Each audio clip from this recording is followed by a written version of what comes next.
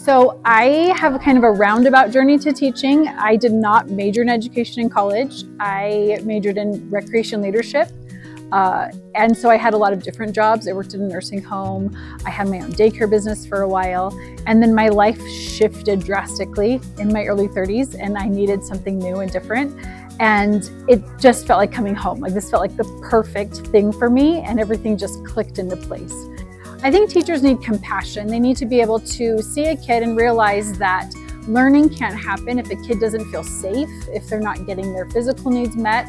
So getting to know your kids, getting to know their habits, their behaviors, how they're feeling. I like greeting my students when they come in so I can look them in the eye and kind of get a feel like, oh, is this kid feeling a little tired today? Do they need a snack? Do they need to take a break? Do they need to take a walk? And checking in with them all day long and seeing what it is that they need. So that compassion. And then when they are having a hard day, extending grace, because that's what I need. I have bad days. I want someone to give me a break. So realizing that and giving that to kids as well. Like saying, you know what? Go take a break. It's okay. I'll have you do this today. You're just fine.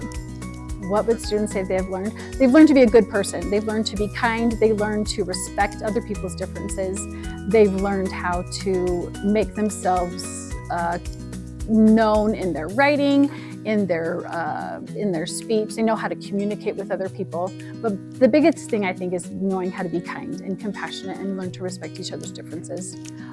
So you'll see a kid and they just get it. They connect with you. When I have kids come back 3-4 years from now and they're like, thank you so much for helping me. You know you're making a difference every single day for a kid. You're that consistency that they might not have any other time. You're a happy face. You're a stable person in their life. And that's really why I like doing this, even when it's hard.